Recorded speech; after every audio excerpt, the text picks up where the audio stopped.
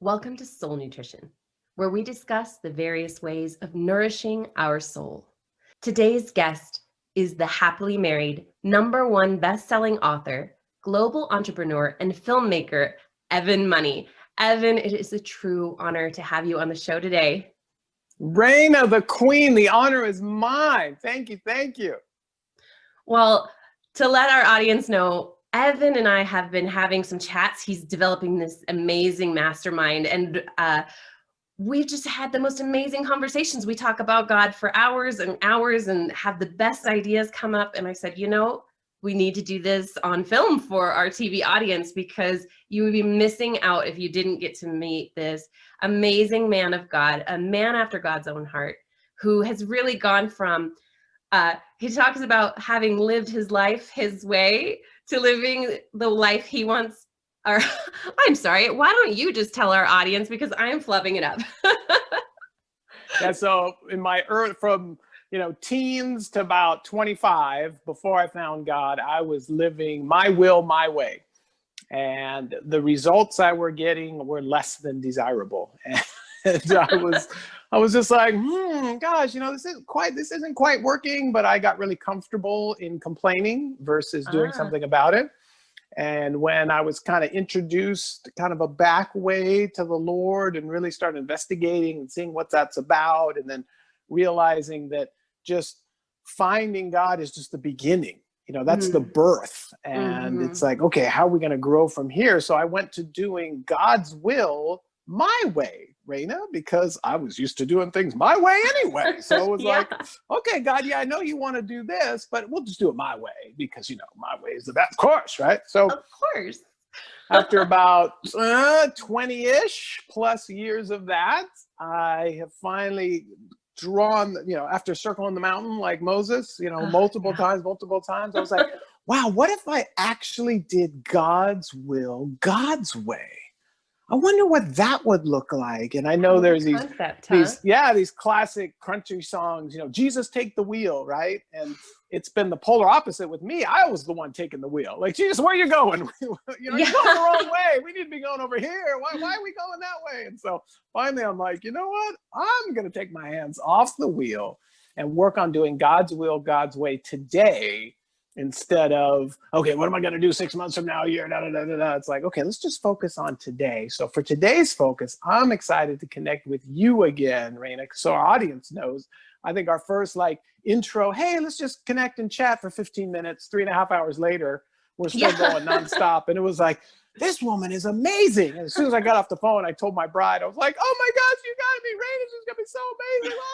So I can't wait till the day I get to meet your bride. I've just heard so many wonderful things, and I'm so excited for you to tell our audience too about your book together with your bride, because I know so many of us out there. Tell me, you had said this in one of your videos, and I loved it because it was so true, that you grew up in LA and there was 3 choices for relationships and none of those were going to work for you. But the way you described it was so poignant. Do you remember what you said? Oh, yes. Oh, yes. So what I like to share with the audience is, because it's true, and it may be me born and raised in Los Angeles, just being jaded, but the more I travel, the more I realize it's like that all over the world. It is. So when it comes to marriage, I've seen 3 options. You can either be married and miserable, and I see a lot of that, especially in the churches, sadly.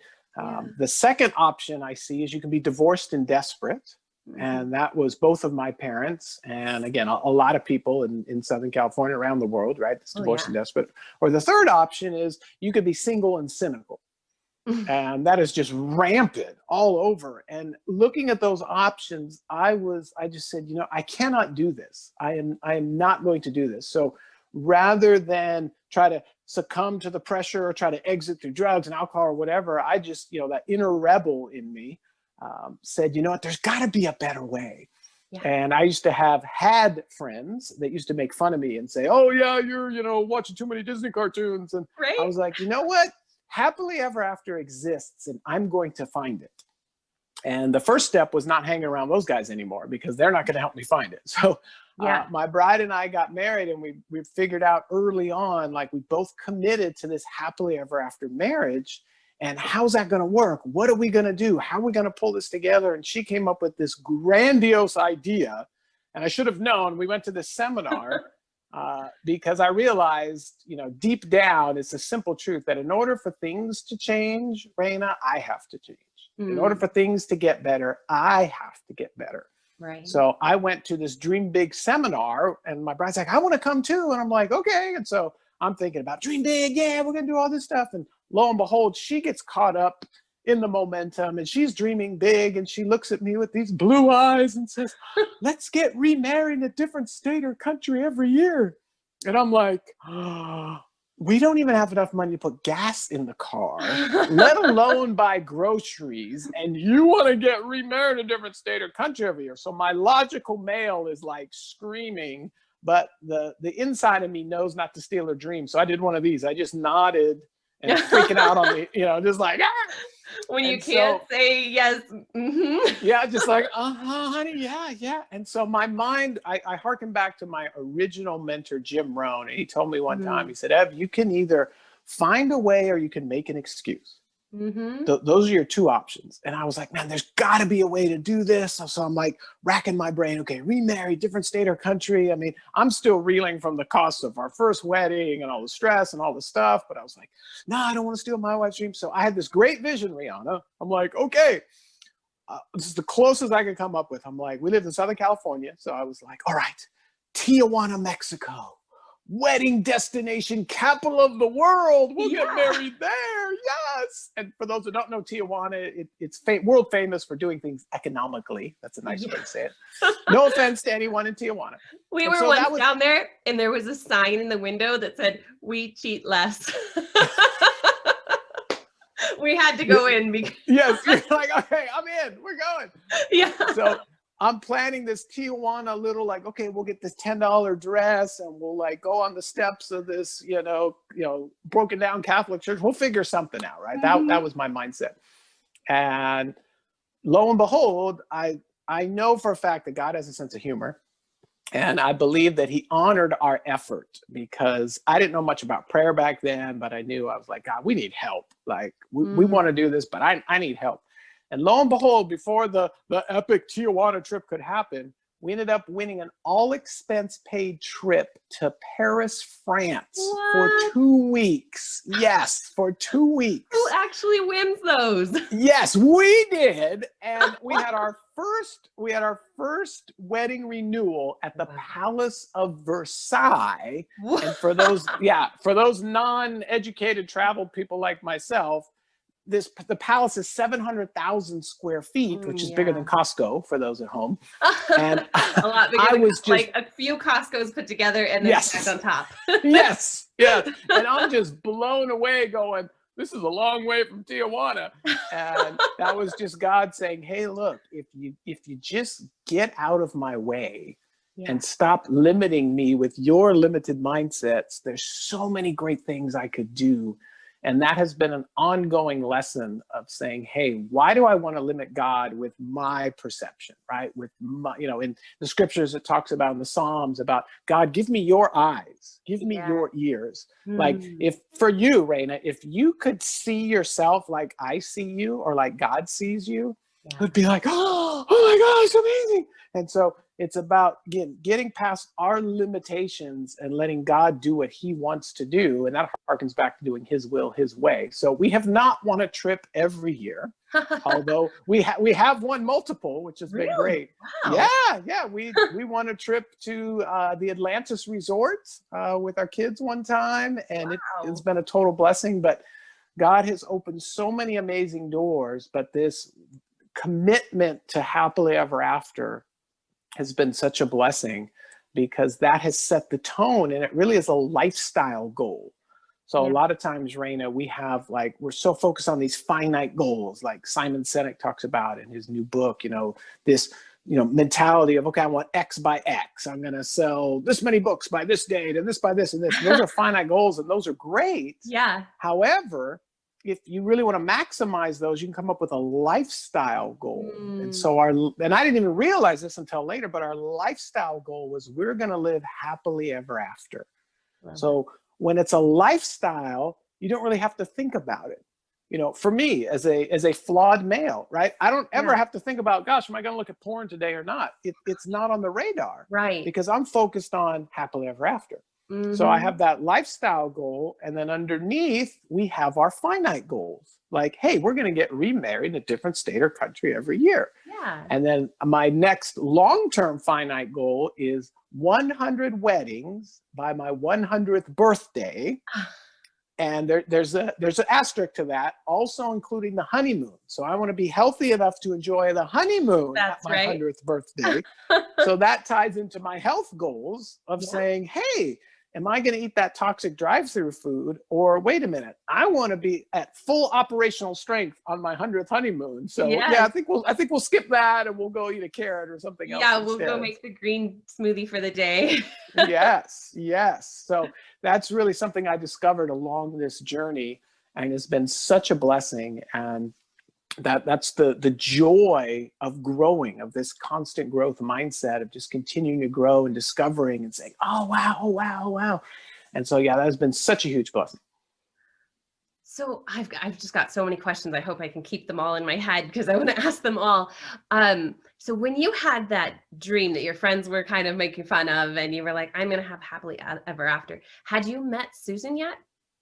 No, I hadn't. Okay. I was in the back of my mind, like going, okay, I knew, eventually it's the classic. It's so hilarious. Like so often I think, and I don't want to be a downer, but I know there's a lot of young ladies out there that are, when, these men need to step up and, ask me to marry him and do all this and this and this. But by nature, the man is going to want to stay single as long as he could.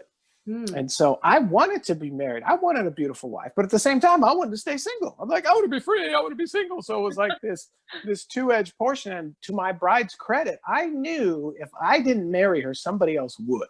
And I was like, I am not missing out on that one. And so my hearken to a lot of the females out there, they're like, man, what's going on? It's like, hey, you gotta, if he's not marrying you right away, it's time to move on, because by nature, he's going to want to stay single. So that's just kind of in our DNA. So I knew I wanted to do this. I knew I wanted to live happily after, but at the same time, again, part of me wanted to stay single forever. And I remember the moment when I discovered that my bride was the one.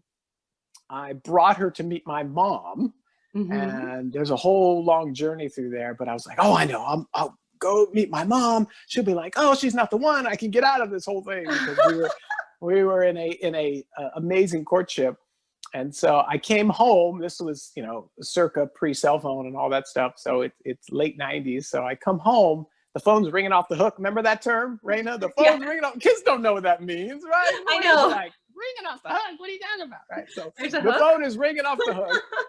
I pick it up. My mom says, Evie, Susan is a woman of substance. And I dropped the phone. And that's when I knew. I was like, okay, I'm getting married. And then I flicked the switch from, okay, Wild Mustang, those days are over. Now let's dive fully into happily ever after, and how do we make this work?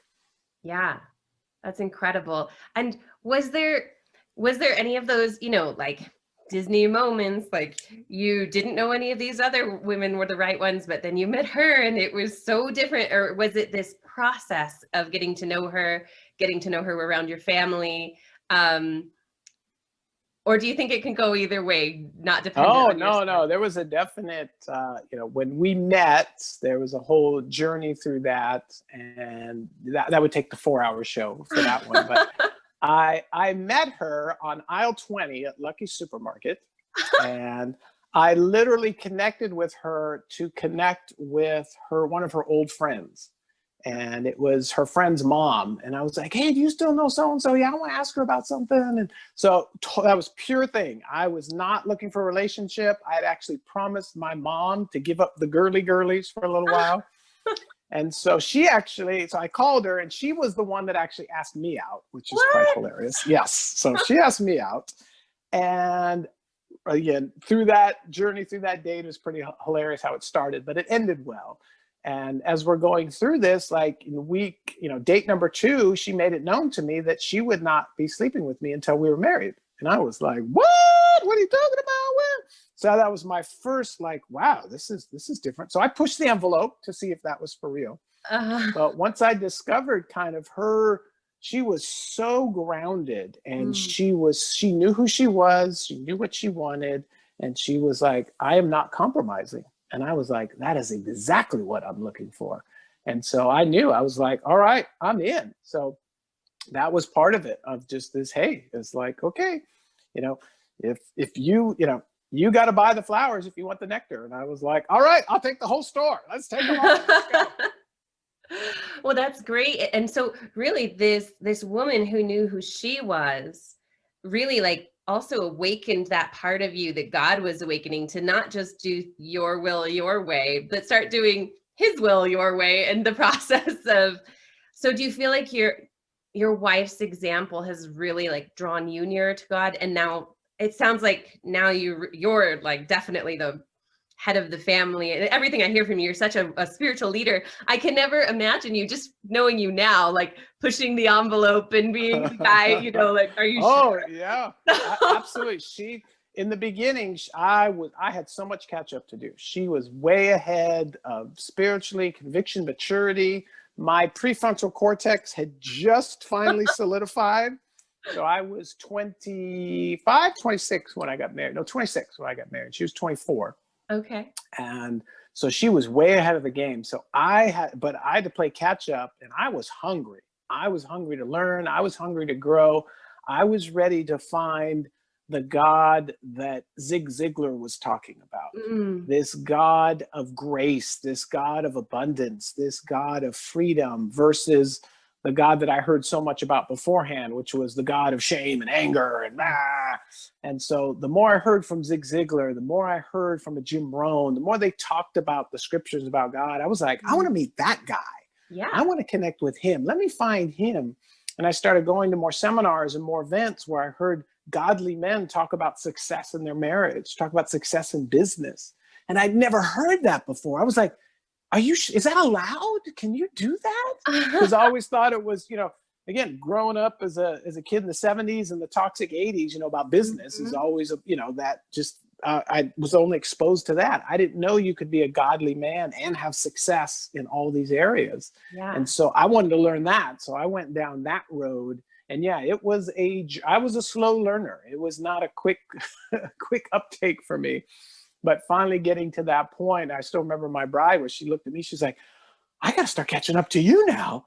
And that's one of the things that we put in our book that we discovered along the way, is how critical it is for couples to grow together, Reina. Yeah. Because how many times have you heard this, and you've experienced it probably with friends, family, whoever, but you hear this, oh, well, we just grew apart. Yeah. And I've heard that so many times. I finally realized, like, well, of course you grew apart because there's a drift. There is a natural current pulling couples apart. And it's the world. That's what it's called. Yeah. And you can't just drift to a great marriage. You have to be paddling intentionally. Absolutely. And you need to be paddling together, because I see so many couples where the guy's way over here and the gal's way back here, or she's over here and he's over here. It's about paddling together at the same speed so you can stay together.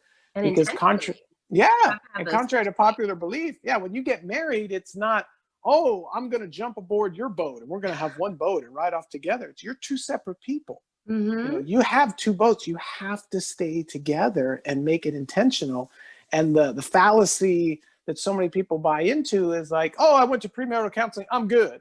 And it's like, well, no. What about today's drift? There's a constant flow. So it's this never-ending journey of paddling to grow together, because that's where all the challenges of marriage happen, is when you start growing apart. And for me as a man, I challenge other men to say, hey, you better start paddling or finding to get connected to your spouse, because if you don't, it's just going to get worse. And instead of just blaming the current, hey, dude, pick up the paddles, let's go.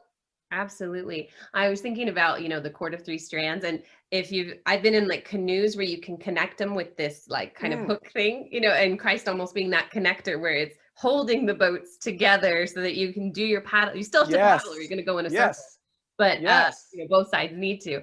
But I love that. Having that Christ like anchoring the boats together so that they don't just, it would still be hard if you were paddling together, but not have anything anchoring your boats. it would still be very tough to keep them Mm-hmm. together. If you've ever been, especially if you're like coming down a river or something that Yes. any challenge to it whatsoever. So I love that analogy of, because you are still two separate boats, but you've got Christ in a Christ relationship, you know, built around that for your marriage. You've got that holding you together. I was also thinking about, it's so incredible as you talk about, you know, you heard these men speaking about great marriages and businesses, and now you're that man out there talking, you know, to groups of men about having great marriages. And you've named a few, Zig Ziglar along the way, and Jim Rohn. Who are some of the mentors over your life, and maybe as a couple, who've really helped you to solidify some of those sacred rituals you have, like getting married every year, or maybe even twice a year nowadays? Who are some of the mentors you've had that have really helped you as a couple? Oh, that's a fantastic question. I'm going to see if we can do this. I know I can do it. We're going to be super slow. As a filmmaker, I understand it's about focus and quality. So I'm going to pan just really quick over here, and you can see the movie poster for some of them. And I actually did a documentary film with some of my mentors called Words of Art.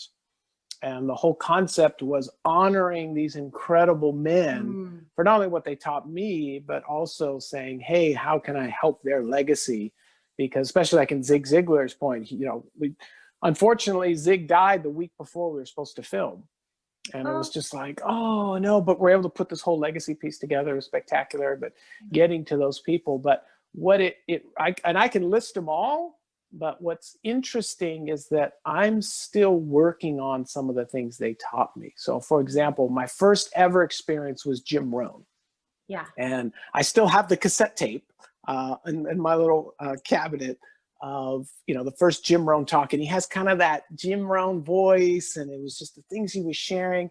And I still listen to that cassette tape, obviously on CD or MP3 now, because the principles are a lot like, because they're biblical principles. Yeah. And just like I still read the Psalms, just like I still read Proverbs, because it is never ending. Because the more I grow, the more I can understand those principles. So I'm still working on the basics from the originals. So the Jim Rohns, the Zig Ziglars, you know, Zig was the one with the red head, and talking, I never heard anyone talk about their wife like Zig talked about the redhead. And I remember finally getting to meet her at the premiere of the movie, and literally, Reina, was like an out-of-body experience. It was like, oh my gosh, it's her. Ah! But I never even, it's so interesting. I've been so busy doing it, I've never even thought about it. And what you spoke is so apropos, because I'm like, oh, wait, she's right. It's like, wait a minute, I am that guy talking about it. Wait, I am the guy making the movies about that. Wait, I am that. Oh my gosh, I never even thought of it that way. But it's about championing that cause, because I think so many people don't even know that it is possible. Because so many people are so ingrained with, okay, I can be married and miserable, single, single, divorced and desperate, that's it. And they don't even understand there's another option that they can choose, and that they can create these intimacy levels that they don't even know exist, because no one else around them is doing it. And I remember TD Jake shared this with me one time. And of course, he's sharing it with me through YouTube, right? He's looking right at me through YouTube, talking to me, right? So TD Jake's talking to me. He says, Ev, he goes, in order to have real transformation, because I know that's what you're all about. That's what soul nutrition is all about. It's about transforming people's lives. He says, in order to truly get transformation, people have to have a model. They have to be able to see it, have to be able to see that it's being done.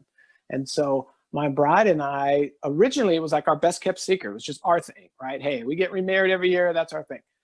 But then we realized, hey, we need to start spreading this joy. And so we made the website, and then the news media picked it up. And then we even made it. Here's how you know when you've made it, Reina. So I know you've got a book coming out. I'm super excited. I can't wait to see it on the New York Times bestseller list. Exactly what you just mentioned, that nowadays we can have mentors that don't even know there are mentors. Right? Yes. And they can speak directly to us. I had that same thing with Joel Osteen that helped me move leaps and bounds, you know, that God had for me, that I would have just inch by inch without having that direct, you know, message spoken right into my heart from the Word of God. But I needed it right then from a powerful speaker And it helped me leap into something that took my life further than I could have hoped or imagined. So I love that you're Yes. sharing that. And right now, again, you're being that guy that can speak directly to this audience, and having you as an example. That's something that, so my spiritual teacher, former pastor, he doesn't like being called a pastor anymore, but when I was talking to him about the kind of relationship that I want and was believing for, but was starting to become cynical and single, um, because even wise Christian women I've heard say, well, that's just the way marriage is. You're going to have to get over your fantasies, Yeah. And I'm like, no, there's more than that. And so I found, I'm not sure if you've heard of Lifebook before. No. It's this great program that a friend of mine, like, it used to be $10,000 a piece for people to go to their home, and like it would just be a few couples and they would get to go through this Lifebook program. But they eventually said, we need to share this with the world. Same thing. They had their own Lifebook just for the two of them, never shared it with anybody. And it was just like, we need to share this. And they, have their different rituals that they do annually, quarterly, weekly, all this kind of things. And I was like, I love their marriage, but the spirituality component for me wasn't Christ-centered. So like there was just that one piece missing. I loved a lot of what they were doing and still do, and so when he said, you need to pick an example couple, that was the closest one I could find. But I'm actually really glad that I've met you now, because you and Susan are very much like that Lifebook couple, with those sacred rituals in place that really keep your marriage thriving. And you have that clip on your boat of Christ that is, so important to me and living a Christ-centered life. Wow. Well said. And I am honored. And part of it was, hey, you know what? Are we, the classic, the chat, are we even worthy, right? Are we good enough? Is it going to work and all this? And I still remember when we got our first, run from the press and started getting well known. And here's the thing, your book's going to be on the New York Times bestseller. I know it, and I look forward to it. Praise the Lord. But when you make the British tabloids, that is like the epitome of success. So we got in the British tabloids for something good, right? And I still have the copy, like on the cover, it's got Adele, giving the bird to somebody, and, aliens ate my baby. But then like on page 3, it's like, here's the crazy couple that gets married every year. And it was so cool to see that. I was like, wow, we can give hope to a lot of people. And then people started asking Reina, they're like, hey, when are you guys going to write a marriage book? And we were both like, what? A marriage book? It's like, yeah, no, I'm going to write books about success and inspiration and all this. But we never felt really qualified to write a marriage book. And also that there was so many other great marriage books. Because people would tell us, gosh, how'd you guys do? What about this? We're like, just read these books. That's what we did, right? Books. Yeah. Obviously yours, because yours now encompasses all of those, right? Yes. Yeah. And so that's what we're finding. We're like, you know what? People need an example, a living example, and they want to see like, okay, how did Evan and Susan do it with these ingredients? And so once we were like, okay, the pressure's off a little bit, we're like, all right, we'll write the book. And it was so cool to write it with my bride and have that journey, because she was hesitant before, of like, I don't know what to say. And I'm like, you just be you, I'll be me, and it'll be awesome. And so in every chapter, we kind of have like Evan's take and Susan's take. And for those that grab the book, you can just skip to Susan's and read hers. That's where all the real wisdom is. I tell the stories and long and all this stuff. But once we put the book out there, we were like, oh, okay. It's not about us. It's about the message and giving people hope. And again, once we put that book and kind of, took all the stuff and kind of simplified it down of like, hey, if you just do A, B, and C, you're going to get tremendous joy and tremendous happiness instead of pain and problems. So it's your choice, pain and problems or tremendous joy and happiness, just by following this little area. So once we put it out, it's sky's the limit. We've had tremendous blessings from it. And we just love to champion it, to let people know, again, there is a fourth option. You can truly live happily ever after. Amen. So Tell us a little bit. So we know every year you get to have this amazing wedding or two, with an incredible honeymoon or two. What's daily life look like in the Money household? What is daily life of happily ever after? Ah, that's a great question for COVID time as well, too. So Especially, right? yeah, so I'll harken back. So my bride and I realized early on it was really about creating a lifestyle around things. And Mm, so we discovered, like, gosh, we really love each other. We want to be around each other more. So why am I driving away and leaving the house and going to this office to run my businesses when I could be home with you? mm. And so 15 years ago, we started the home office homeschool lifestyle. Oh, wow. And so, yeah, so we've been doing that for 15 years. So when COVID COVID hit, timing it for was, you. yeah, it was like, well, this is how we live. So to answer your question, how you're living is, everyone's living. This is what we do every day. And for me, it was about not necessarily, originally I had these giant financial goals and I got to be here by here and all this. And I realized, it really comes down to time and lifestyle. Yeah. And so I blessed to be structured my business in a way. So the day looks like this for us. So we do not have an alarm clock. Nice. So I wake up when I'm done sleeping, Mm-hmm. unless I'm stuck flying commercial and have to catch a plane based on, the airline schedule and not mine, Right. right? But I wake up when I'm done sleeping. And sometimes I wake up at 9, sometimes I wake up at 7, sometimes I wake up at 8:30, but when I'm done, I'm done. And the first thing I do, because in our bedroom, there are no screens in our bedroom, Reina. There are no TVs, there are no cell phones allowed in our bedroom. That is a sacred space for us. I love that. And that has always been that way. You need one area to have a sacred space. And in the Agripha, these are sayings from Jesus that are not in the canonized, the normal scriptures. Yeah. They're in like the Catholic Bibles or in the Greek and Roman libraries. But there's one quote from Jesus that says, if you don't disconnect from the world, you'll never reach the kingdom of heaven. And so too often, the 98%, the first thing they do is wake up and do what? Start scrolling. Yep. And if that's the way you're starting the day, your life is filled with pain and problems.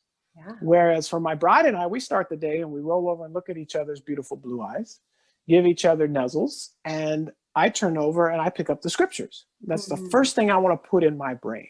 Amen. Now, it's not that I'm better than you and I'm holier than thou and all this. It's like, man, I want positive in the first thing. So currently I have 3 books that I read from in the morning. And I call, other people have all these different names. So I call it my golden time. Some people call it hour of power, their golden hour. To me, sometimes it lasts longer than an hour, but I wake up, I'm reading from the scriptures or reading from my other books. And then I have my morning detox time, AKA the bathroom, right? Take my shower, do all of that. And then I have some specific prayer time. And then I do some of my stretching and my exercises. Yeah. And I do not leave the bedroom until those things are done. Because if I ever leave the bedroom, the kids are asking about this, the dog's barking on it, right? Life, right? Yeah. Second I leave the bedroom, it's over, right? There's no way I can make it back in to do my prayer time. I get it done before I leave the bedroom. And sometimes, full disclosure, mornings can turn to be a very romantic time as well. And I love those mornings that start that way. Oh, yeah. So, yes, we love that. And so sometimes we are able to stretch it into 2 days where we have a morning and an evening romantic time. I really love those. God created that. Yes, absolutely. For our blessing. Yes. And so when I get out of the bedroom, that is when I engage with our young adults and the dog and the cat and have my morning meal and have that engagement time with the family. And I normally take a walk with my daughter, and that's our connection time. She's 14 as of this recording. And so I go on a walk with her to listen louder. I used to try to talk and give solutions. I don't do that anymore. I just listen. We usually take our walk. Then I come back into my office, and I am blessed to, again, have businesses that are somewhat self-sustaining, but I can get on email, I can answer a phone call, I can do whatever. And the day will just be dictated upon like, who do I want to connect with that day? What do I have going on? So on the calendar for today's, all week was like, oh, I get to talk to Reina on Friday. Woo-hoo! So that was a big highlight. Fun So so for all intensive purposes, I could be semi-retired, but that's the day in the journey. And then throughout the day, I can peek in on my bride. I can peek in on the kids. I can play a game with my son. I can go do whatever we want to do, go drive all my fun little collectible cars. So that's kind of the day. And then the evening, this is crucial. So once the day is done for me, I leave my cell phone in my office. So it stays there. So I do not, when we're having dinner, get up and answer the phone. I do not go scroll I don't do any of that stuff. I don't even have social media on my phone because I don't want to be the scrolling dad, right? Because if it's there, I'll look at it. So I have to discipline myself. So for me, if it's out of sight, it's out of mind. So by leaving my phone in my office, I go re-engage with the family. So we're having a dinner, we're having dinner. We're not scrolling, we're not on our phones, we're not doing any of this stuff. Yeah, after dinner, we're playing games, we're hanging out, we're watching a movie, we're doing whatever. And I don't pick my phone up again until the next morning when I come into the office. Wow. And then one day a week, usually on Sundays, but one day a week, again, I disconnect from the world and I do not turn my computer on. I do not answer email. I do not do social media. I have one day a week of just cleansing from that. And a lot of times I can leave my phone off too, which is awesome. Yeah. So that is a day in the life of the Money family. And then we have our travels and all things. So we just got back from Wedding 27 and Disney World. So we have some whirlwind trips now and then, but and that's how the day looks. Dress that was very Disney style this time. All her beautiful dresses. That's like, for me, the best part. I love clothes. I've been watching a little bit of that show you told me with the color texture. Oh, shine. Color texture. Yes. What not to wear. Yeah. I loved it. Yeah. So yeah, you got back. The dresses are a blessing. And so here's the cool thing. Any dress that you get married in is a wedding dress. So my bride has had, sometimes we've used a few, but she's had over probably 22, 23 wedding dresses. And we have enjoyed her original dress. And because as a practical male, right? Why do you only want to wear the dress once? You can fit it, let's get back in there. So the dresses is a total blessing. We've had stuff custom made. We've done stuff for movies. We did one year for our Cinderella wedding where we did the wedding dress from the Cinderella movie. Yeah. So the live action with Kate Blanchett, the dress that Cinderella got married in, we made a copy of that and had a Cinderella wedding. So we get inspired by all kinds of things and just have a blast. And one of my favorites, for those that are like, whoa, we don't have all this money like you do, and da-da-da. We actually had a bikini wedding a couple years back. So that was fun too. I saw that one. That's so fun. I love that you guys are just so creative and you're having fun with it and you're having fun with life together. I want to touch a little bit on this lifestyle you've built. There had to be a transition period. Not everyone can just all of a sudden say, hey, I'm going to not go into a regular office anymore. Did you downsize life a little? How did you make that happen in practical logistical terms? Because, that's, I think a lot of people's dreams, but they just don't know how to make it happen. That's such a great question. Man, Reina, you're tremendous. So it really, to me, a lot of people say, if you look at where we were, right? So a lot of people I say tongue in cheek, but it's absolutely true. When my bride and I were first married, we were the ones in the grocery store holding up the line because we had to put food back. We would, show up to, I don't have enough money. And it wasn't like, oh yeah, let me use it. I mean, we just didn't have the money. We could not afford the meat and the yogurt. I still remember, again, another success journey for me. Like when I could afford, Yoplait yogurt, that was a big thing for us. Like, oh, brand name yogurt. As well was like that I don't have to look at price. Of course, I still look at prices, but that if I want something, that I can have it because I like that thing, not because it's the cheapest one. And I remember when I finally got to that point, I was just so grateful walking through the grocery store and, getting the gluten-free thing because I wanted that thing, or getting an expensive pomegranate that costs like $5. But you know what? I just want a pomegranate today that's fresh. And so I'm going to have that thing. And it's, I've been reading a lot of stories during COVID that, people have had to put things back at the grocery store because they only had $13 or something like that, and I thought of the times that I've been there, and that even in this time where money's not flowing like it once was, how grateful I am that God has given me storehouses full, you know, from what I've done previously, that I can still, there was a, oh, what are those little fruits? This really good orange fruit. It looks like an orange, what's it called? I can't think of the name right now, but, or it looks like a little orange tomato. Do you know what I'm talking about? It's It's like coming not to coming me. into my brain. But Yes. anyway, I'm in Flagstaff right now, and it takes so much to ship things here. And so they were like $2 a piece for these little tiny fruits. And I was like, oh, I love that fruit. So I just grabbed two, and to be able to still do that, I'm like, thank you, Lord. Thank you that even when times are like not flowing like they once were, that I still just grab these fruits because they want them. Like, how grateful am Yes. I? How abundant Yes. am I living right now? Even when it's not, you know, what I'm wanting to be in at the moment, how abundant am I still, and how grateful for all these blessings that God's given me. So Oh, absolutely. Yeah. And just to touch on that, I remember with our son, he got to see it. Because remember when first COVID hit, you had to stay in line at the grocery store and all the stuff. And yeah. to let our children be exposed to a grocery store with empty shelves. Yeah. Like growing up, first world, they had never seen that before. Oh yeah. The concept of like, what do you mean the shelf's empty? What do you mean there isn't any, right? It was just Right. like, There's no food. yeah, it was like, hey, let me expose you to this. But coming from not being able to buy groceries to this abundance level, it was such a long journey for me, Reina, of, you know, I hear these stories and I'm excited for the people, but again, I have to be fully transparent. I'm jealous, I'm envious, I have pride where they're like, okay, this happened, and then I went to the seminar, or I read Reina's book, and I turned it around, and in 30 days, I was a billionaire. Woohoo! Woo! And it's like, yeah, it's like, good for you, right? Yeah. It took me 10 years of slow progress because of my pride, obviously, but finally to kind of turn it around. But I remember when I finally realized I was at my businesses were running in a way that was super high stress, super like nonstop, da, da, da, da, da. And I remember to the point where my office was very close to the beach.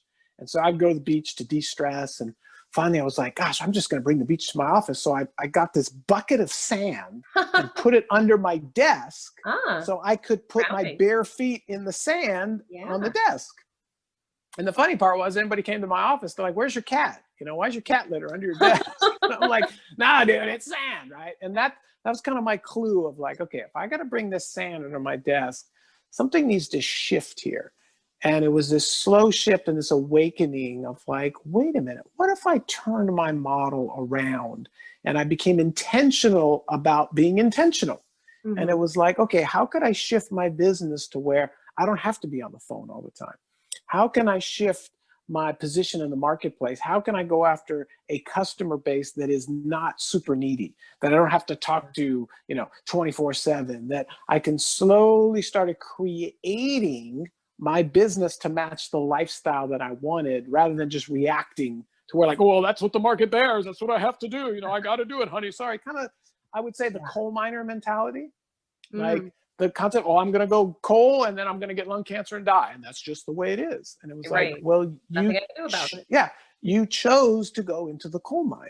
And so I literally was building my own coal mine, Reina. And finally, when I woke up to the fact of, wait a minute, I don't want to be in the coal mines. Why don't I start shifting some things? Why don't I start doing here? And then I came to the realization of, why don't I just get a home office? And culturally, that wasn't acceptable. But I was like, I don't care what anybody else thinks. I remember we moved into our first custom home. That was a great experience in stress and also accomplishment. Not even, right? And I remember, because it was a home office, but I remember like, what can I put? So whenever I did my mailing address for business, I put penthouse suite on the address. And so I had clients go, wow, you're in the penthouse suite. Things must be going well. Wow. I was like, yes, they are. They didn't know they didn't realize that was my home address. I just put my company name, penthouse suite, and the address. And that was helping me kind of awaken to that of like, hey, I can create this lifestyle that I want. And so slowly and surely, again, it was a slow roll. It wasn't an instant, but I slowly started creating these new markets and these new things, and new business started shifting. And then as new business opportunities came to me, Before it was just like, oh, I'm making money. Yes, that was always the answer. Now it was like, okay, what is this going to cost me in time? What is this going to cost me in mental bandwidth capacity? And how is this going to work? So there's certain, even passive investments, for example, like for me, I do have stocks, but I am not an active trader. I do not check the stocks on my phone because it would drive me crazy. So I already know that about myself. So, I have people who own the same ones as me, and they'll like call me up when they drop, and I'm like, I don't want to know. I'm not going to sell it because when it's low anyways, please don't tell me. Yeah, exactly. No, don't tell me. It's the Warren Buffett. It's buy and hold. And I'm like, in 20 years, you can tell me. And then we're going to see if that was a good decision. So, but just knowing how my mind worked, and it was the same with email. Like, I do not get email notifications on my phone. Me neither. Because I'll check. If it bings, I'll check it. So I turned all that stuff off and created, again, the lifestyle that I wanted slowly but surely. Now, most people can do it a lot faster than they think they can. But that was kind of that journey for me. And now every decision is based on, okay, how much time, how much energy, how much bandwidth. And if it doesn't fit, I don't care, because I don't want to be like the classic Dalai Lama. He said it the best, right? You know, he says, man is always a mystery to me. They sacrifice their health and relationships to make money. Yeah. And then they make all this money and then they spend it all trying to get their health and relationships back.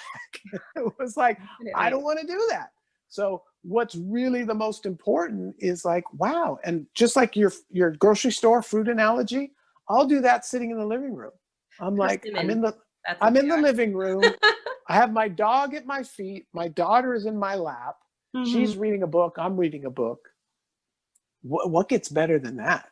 Yeah. Or last night, my brother came over and just me, my son, and my brother playing games, for 5 hours straight. Yeah. And it was like, who spends that much time? Whose kids want to spend that much time with them? And then with my bride, like my bride and I, we're going for a walk in the middle of the day. And we're just like, this is so awesome. Yeah. And just, again, appreciating those moments. And that's when I realized that, wealth is not an amount. This is a big mind blower for a lot of people. Wealth is not an amount. Yeah. Okay. It's not an amount. It's always like, well, I'll be wealthy as soon as I get to this amount. It's like, no, because that amount's always going to shift. Okay. Yes. Wealth is a mindset. It is an absolute mindset. So if you can't be happy now, you're never going to be happy. I hear people all the time, well, I just can't wait till, as soon as this COVID thing passed, as soon as this, as soon as after the election, after this. If you can't be happy now, you're never going to be happy. If you can't be wealthy now, you're never going to be wealthy, ever. Yeah, and and here's the big one. Here's the last one. This is for our faith-based folks out there. This is the big one. Having to understand, this is, right now, at this exact state, this is the most that God will ever love you, is right now. Yeah. So thinking that, I got to accomplish this so God can love me more. I got to clean this up, or I got to do this. God is going to love you the most right now. And it's like, wow, he loves me no matter what. Yes, he does. Yeah. And so it's not about trying to prove and earn and do all this. It's about realizing that God has already preloaded us with greatness. So we don't have to go find it somewhere. All we have to do is let it out. And that's why I think why we connect so much is because we bring each other's greatness out even more. And it's just like, yeah. So I'm so proud of you, Reina, for putting on a show like this, for writing a book and having more books to come out. Because again, it's just you letting that greatness out to benefit the world rather than, oh, look at me, I'm all about this and this and this. So I just love seeing your greatness and we need more of it. Amen. I love that. I remembered the fruit, by the way. It was persimmons. And persimmons. Those darn persimmons. Yeah. Love persimmons. And even if they're $2. And I was thinking about a couple things. One, what you had said earlier about when we can see ourselves as God sees us, then we're also able to see others the way God sees them. And I think that's, again, why we resonate so much is it's like, I see God in you and you see God in me and we see God and we get to be in his presence when we're together. We just get so excited. And I wanted to touch a little bit too on your saying, people can give these things up, the social media, the whatever's taking them from being present. I always say that I want to be so present in every moment of life that it's as if I lived 1,000 lifetimes. Ooh. because you're actually there in each moment, right? Because you think about when you're not present, you're like, what did I eat? What did I do yesterday? Yes. But when you're so present in every moment, you know exactly what you did, and you were 100% there. Yes. And let me stop you there, because that's part of the reason that we did our weddings. Yeah. Is because when you put all this effort into something, you're there, right? Like, oh, this is a wedding. And it was built-in presence practice. Yes. To be present for our wedding and to celebrate and to be like, wow, look at how far we've come. Look at how much we've grown. Look at all this. So it's a built-in forced presence. Yes. So I love what you're sharing. Yeah, absolutely. Yeah. Totally. And one of the things, as far as like, you know, you're saying the journey to, you know, be more present and give up some of the things that make you not so present. One of the things, at least for me personally, that has really helped is periods of fasting. And that doesn't always mean food, though sometimes it does. I feel like when I'm fasting, whether it's with food or something else, I find myself about to go to that thing and I'm like, oh, wait, I'm not doing that. And I become present in that moment. And I see the places where I have had this habitual reaction that's been programmed into me, either to just go to the cupboard because I'm feeling an emotion that I would like to avoid, or to go to Facebook because I'm feeling an emotion I would like to avoid.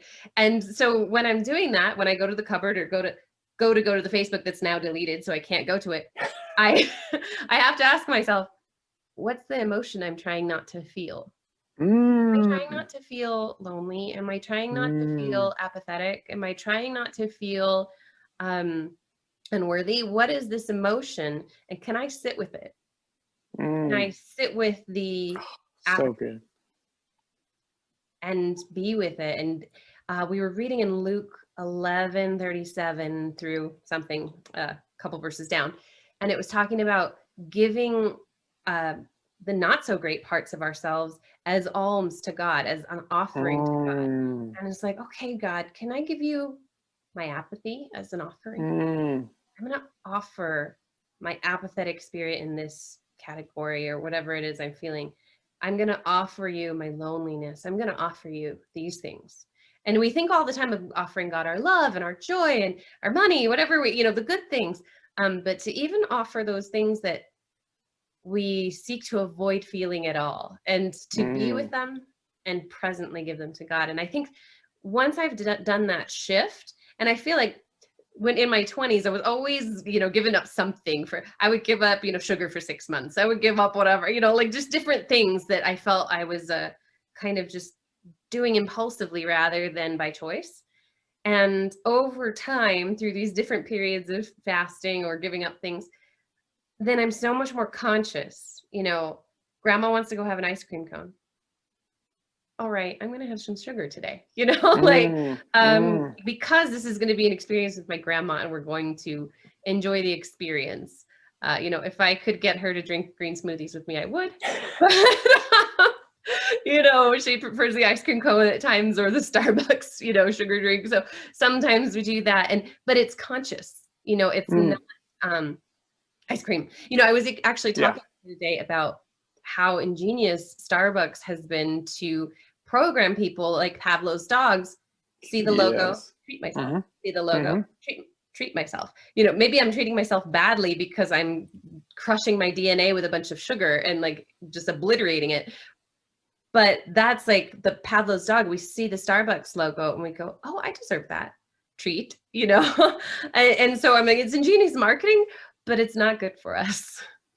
No, absolutely. And I, again, that is so, just the concept, right? Of not even knowing it's existing from like us with our marriages and honeymoons, but understanding like, okay, it's okay to sit with this feeling, and it's okay to offer that to God, instead of like, oh, well, I'll talk to God once I clean this up, or, you know, once I get perfect, or. And that wouldn't be an offering to God, right? He didn't think about my ugly stuff, but he does. He does. I want to get the quote absolutely correct, but it's the unwounded life bears no resemblance to Jesus. When you look at all he went through And so this concept of, well, I got to be perfect, or I got to clean up my act, or I got to do this. It's like, no, God wants all of us. And that authenticity, I think, is such a breakthrough for people to actually sit and talk with God about,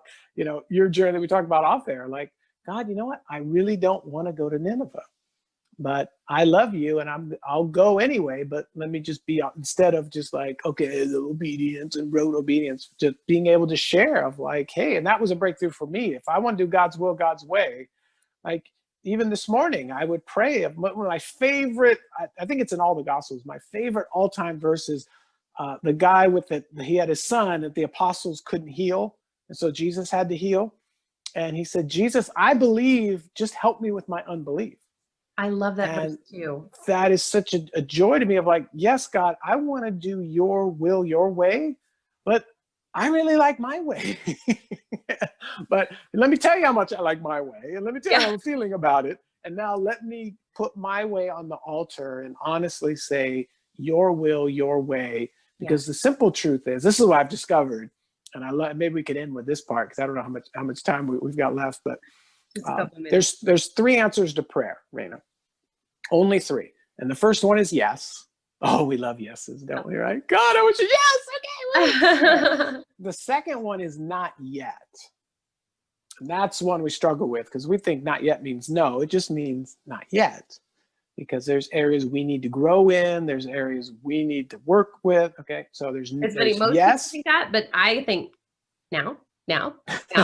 Now. Are we there yet? Are we there? Yes, Like, yes. I'm the to God, are we there yet, kid? Yes. Oh yeah, you and me. So it's a yes, it's a not yet. And here's my new favorite one that it's been there forever, but here's what God promises. I think we all forget. The third answer to prayer is, I have something better. Mm-hmm. So we come to God with, are we there yet? Are we there yet? And he's like, and so for me, are we in Tijuana yet? Are we in Tijuana yet? Are we in Tijuana? He's like, I got something better. Yeah. You don't even know what the Palace of Versailles is, but I'm going to take you there. Yeah. So I have something better. So God promises always to do more than we can think or imagine. Mm-hmm. And so it's us shifting our paradigm, our mindset to go, you know what, God, I'm fighting for this, but instead of fighting for my limitations, why don't I fully dive into your way? Because I know it's going to be way better than what I can think of. So for all of you fighting to get to Tijuana, I just encourage you to embrace God's will, God's way, because he wants to take you to the Palace of Versailles. Amen. And he wants to give you the happily ever after, his way that is going to be the best.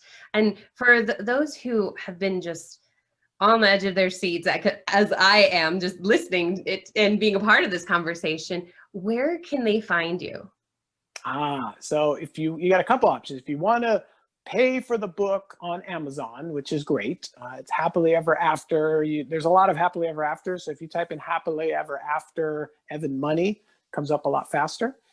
And so you can do the Amazon way, or I'll be more than happy as one of Reina's amazing viewers to give you a hard copy, not a digital copy, hard copy for free. That's right, absolutely free. All I ask is for a cup of coffee's worth of shipping and handling, but we will physically mail you the book for free. And you can go to happilyeverafterbook.org. That's happilyeverafterbook.org. And you can sign up and you'll get a hard copy for free. Again, we just ask for a cup of coffee's worth of shipping and handling.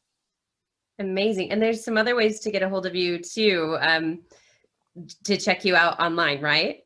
Yes. So if you want to see all 27 of our weddings and you want to see me with hair, so normally I start the conversation with this, but yes, this is my real hair. And Money really is our last name. And when my bride married me, it was in name only for sure, as you've heard. But you can check out evanlovessusan.com, evanlovessusan.com. There's videos, there's pictures, there's all kinds of fun stuff. Amazing.